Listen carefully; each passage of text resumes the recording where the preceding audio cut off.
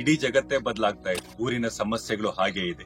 ಶಾಸಕರು ಬದಲಾದ್ರು, ಸಂಸದರು ಬದಲಾದ್ರು, ಡಿಸಿಗಳು ಬದಲಾದ್ರು, ಇಒಗಳು ಬದಲಾದ್ರು, ಇವಾಗ್ಲೂ ಬದಲಾದ್ರು, ಜನಪ್ರತಿನಿಧಿಗಳು ಬದಲಾದ್ರು. ಆದ್ರೆ ಊರಿನ ಸಮಸ್ಯೆ ಮಾತ್ರ ಇಂದಿಗೂ ಹಾಗೆ ಇದೆ. ಸಣ್ಣ ಮಳೆ ಬಂದ್ರೂ ಇಡೀ ಊರಿನ ರಸ್ತೆಗಳೇ ಕೆರೆಗಳಾಗಿ ಬದಲಾವಣೆ ಆಗ್ತಾ ಇದೆ. ಈ ಬಗ್ಗೆ ಸಾಕಷ್ಟು ಬಾರಿ ಸಂಬಂಧಪಟ್ಟಂತ ಎಲ್ಲಾ ಅಧಿಕಾರಿಗಳಿಗೂ ಮನವಿ ಮಾಡಿದ್ದಾಯಿತು.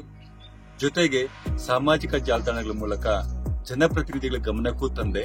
ಆದ್ರೆ ಇಲ್ಲಿವರೆಗೂ ಸಮಸ್ಯೆ ಬಗೆಹರಿಲಿಲ್ಲ. 2018ರಲ್ಲಿ ಆರಂಭವಾಗಿರುವಂತಹ ಈ ಒಂದು ಸಮಸ್ಯೆ ಇಲ್ಲಿವರೆಗೂ ಹಾಗೇ ಮುಂದುವರ್ಕೊಂಡು ಹೋಗ್ತಾ ಇದೆ. ಇದೇನು ಕೆರೆಯಲ್ಲ, ಇದು ಚಿಕ್ಕಬಳ್ಳಾಪುರ ಜಿಲ್ಲೆ ಕಸಬಾ ಹೋಬಳಿ ದಿಬ್ಬೂರು ಗ್ರಾಮ ಪಂಚಾಯಿತಿ ವ್ಯಾಪ್ತಿಯ ಚಲಕಾಯಲಪರ್ತಿ ಗ್ರಾಮದ ಪ್ರಮುಖ ರಸ್ತೆಗಳಲ್ಲಿ ಒಂದು. ಗ್ರಾಮದಲ್ಲಿ ಚರಂಡಿಗಳು ನಿರ್ಮಿಸಿದ ಪರಿಣಾಮ ಉದ್ಭವವಾದ ಸಮಸ್ಯೆ ಇದು. ವಿವೇಚನಾ ರಹಿತ ಸರ್ಕಾರಿ ಕಾಮಗಾರಿಗಳ ಅವೈಜ್ಞಾನಿಕ ಅನುಷ್ಠಾನದಿಂದ ಉದ್ಭವಿಸುವ ಜ್ವಲಂತ ಸಮಸ್ಯೆಗಳಿಗೆ ಇದೊಂದು ಜೀವಂತ ಉದಾಹರಣೆ. ವಾಸ್ತವವಾಗಿ ಊರಿನಲ್ಲಿ ಶೇಖರಣೆಯಾಗುವ ಮಳೆ ನೀರನ್ನು ಸಾಂಪ್ರದಾಯಿಕ ಜಲಮೂಲಗಳಿಗೆ ಸಾಗಿಸಲು ಚರಂಡಿಗಳನ್ನು ನಿರ್ಮಿಸುವುದು ನಾವು ನೋಡಿದ್ದೇವೆ. ಆದರೆ ದುರಂತವೆಂಬಂತೆ ನಮ್ಮ ಗ್ರಾಮದಲ್ಲಿ ನಿರ್ಮಾಣವಾಗಿರುವ ಚರಂಡಿಗಳು ಊರಾಚೆ ನೀರನ್ನು ಗ್ರಾಮದೊಳಗೆ ಕೊಂಡೊಯ್ಯುತ್ತವೆ. ಚರಂಡಿಗಳು ನಿರ್ಮಾಣವಾದ ದಿನದಿಂದ ಪ್ರತಿ ಮಳೆಗಾಲದಲ್ಲಿ ಗ್ರಾಮದ ರಸ್ತೆಗಳು ಕೆರೆಗಳಾಗಿ ಮಾರ್ಪಾಡಾಗುತ್ತಿವೆ. ಈ ಸಮಸ್ಯೆಯ ಬಗ್ಗೆ ಗಮನ ಹರಿಸಿ ಪರಿಹರಿಸುವಂತೆ ಕೋರಿ ಹಲವು ಬಾರಿ ಸಂಬಂಧಪಟ್ಟ ಅಧಿಕಾರಿಗಳಿಗೆ ಮನವಿ ಮಾಡಲಾಯಿತು. ಸಾಮಾಜಿಕ ಜಾಲತಾಣಗಳ ಮೂಲಕ ಮಾನ್ಯ ಜಿಲ್ಲಾಧಿಕಾರಿಗಳು, ಮುಖ್ಯ ಕಾರ್ಯನಿರ್ವಹಣಾಧಿಕಾರಿಗಳು, ಜನಪ್ರತಿನಿಧಿಗಳ ಗಮನವನ್ನು ಸೆಳೆಯಲಾಯಿತು.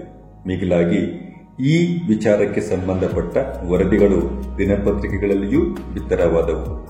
ಪತ್ರಿಕಾ ವರದಿಗಳನ್ನು ಗಮನಿಸಿದ ಸ್ಥಳೀಯ ಅಧಿಕಾರಿಗಳು ಸ್ಥಳಕ್ಕೆ ಧಾವಿಸಿ ಪರಿಶೀಲಿಸಿದರು. ಇದಕ್ಕೆ ಕಾರಣ ಅವೈಜ್ಞಾನಿಕ ಚರಂಡಿ ನಿರ್ಮಾಣ ಎಂಬುದನ್ನು ಒಪ್ಪಿಕೊಂಡರೂ ದೃಢಪಡಿಸಿದರು. ಆದರೆ ಮುಂದಿನ ಕ್ರಮ ಜರುಗಿಸುವಲ್ಲಿ ಸಂಪೂರ್ಣವಾಗಿ ವಿಫಲರಾದರು. ಕನಿಷ್ಠ ಪಕ್ಷ ಜನಪ್ರತಿನಿಧಿಗಳಾದರೂ ಈ ಬಗ್ಗೆ ಗಮನ ಹರಿಸುವರೆಂಬ ಉದ್ದೇಶದಿಂದ ಅವರ ಗಮನವನ್ನೂ ಸೆಳೆದೆ. ಆದರೆ ಯಾವುದೇ ಪ್ರಯೋಜನವಾಗಲಿಲ್ಲ. ಇಲ್ಲಿ ತಪ್ಪು ಯಾರದ್ದು? ಅಧಿಕಾರಿಗಳದ್ದು, ಗುತ್ತಿಗೆದಾರರದ್ದು ಅಥವಾ ರಾಜಕಾರಣಿಗಳದ್ದು? ಖಂಡಿತ ಗೊತ್ತಿಲ್ಲ. ಆದರೆ ಸಮಸ್ಯೆ ಅನುಭವಿಸುತ್ತಿರುವುದು ಮಾತ್ರ ತೆರಿಗೆ ಕಟ್ಟಿದ ಶ್ರೀಸಾಮಾನ್ಯ. ಈ ಹಿಂದಿನ ಶಾಸಕರಿಗೆ ಈ ವಿಚಾರದ ಬಗ್ಗೆ ಹಲವು ಬಾರಿ ಗಮನ ಸೆಳೆಯುವಂತ ಪ್ರಯತ್ನ ಮಾಡಿದ್ದೆ. ನಾನೇ ಖುದ್ದಾಗಿ ಸಾಮಾಜಿಕ ಜಾಲತಾಣದಲ್ಲಿ ಅವರಿಗೆ ಮಾಹಿತಿ ಮುಟ್ಟಿಸುವಂತ ಪ್ರಯತ್ನವೂ ಮಾಡಿದ್ದೆ. ಆದರೆ ಯಾವುದೇ ಪ್ರಯೋಜನ ಆಗಲಿಲ್ಲ.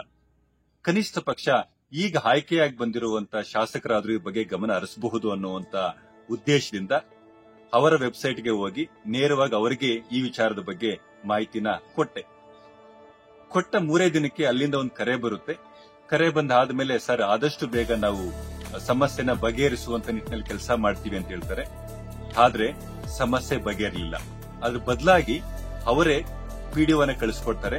ಊರಿನ ವಾಸ್ತವನ ಅರ್ಥ ಮಾಡಿಕೊಳ್ತಾರೆ, ಪರಿಶೀಲನೆ ಮಾಡ್ತಾರೆ. ಪರಿಶೀಲನೆ ಮಾಡಿದಾಗ ಒಂದು ರಿಪೋರ್ಟ್ ಅವರಿಗೆ ಕೊಡ್ತಾರೆ ಶಾಸಕರಿಗೆ. ಅವ್ರೇನ್ ಹೇಳ್ತಾರೆ ಅಂದ್ರೆ ಗ್ರಾಮದ ರಸ್ತೆಗಳು ಮನೆಗಳಿಗಿಂತ ಮೇಲ್ಮಟ್ಟದಲ್ಲಿದೆ, ಅದಕ್ಕಾಗಿ ಮಳೆ ಬಂದಾಗ ಮನೆಯಲ್ಲಿ ನೀರು ನುಗ್ಗುತ್ತೆ ಅಂತ ಹೇಳುದು.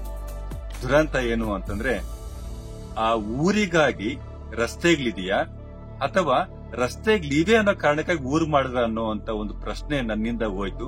ಯಾರ ಹತ್ರ ಆನ್ಸರ್ ಇಲ್ಲ. ದುರಂತ ಏನು ಅಂದ್ರೆ ಬಂದಿರುವಂತ ಅಧಿಕಾರಿಗಳಿಗೆ ವಾಸ್ತವಕ್ಕಿಂತ ಅವರು ತಮ್ಮ ಕೆಲಸದಿಂದ ಹೇಗೆ ನುಣುಚಿಕೊಳ್ಬೇಕು ಅಂತ ಯೋಚನೆ ಮಾಡ್ತಾ ಇದ್ದಾರೆ. ಇದ್ರ ಬಗ್ಗೆ ಅದೇ ನಂಬರ್ಗೆ ಪುನಃ ನಾನೇ ಕರೆ ಮಾಡಿ ಪ್ರದೀಪ್ ಈಶ್ವರ್ ಅವರ ಕಚೇರಿಯವರಿಗೆ ಮಾಹಿತಿ ಕೊಟ್ಟೆ. ಆದ್ರೆ ಯಾವುದೇ ಪ್ರಯೋಜನ ಆಗಲಿಲ್ಲ. ಸಮಸ್ಯೆ ಬಗ್ಗೆ ವಿಚಾರ ಧ್ವನಿ ಎತ್ತಿ ಸುಮಾರು 1.5 ವರ್ಷ ಆಯಿತು. ಈಗಲೂ ಕೂಡ ಮಳೆ ಬಂದಾಗ ಆ ರಸ್ತೆಗಳ ಪರಿಸ್ಥಿತಿ ಹಾಗೇ ಇದೆ.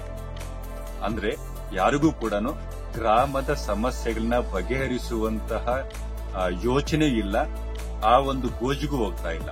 ಆ ಕಾರಣಕ್ಕಾಗಿನೇ ಈ ವಿಡಿಯೋನ ಮಾಡಿ ನಗ್ನ ಸತ್ಯಗಳನ್ನ ನಿಮ್ಮ ಮುಂದೆ ತೆರೆದಿಡುವಂತ ಪ್ರಯತ್ನ ಮಾಡ್ತಾ ಇದ್ದೀನಿ.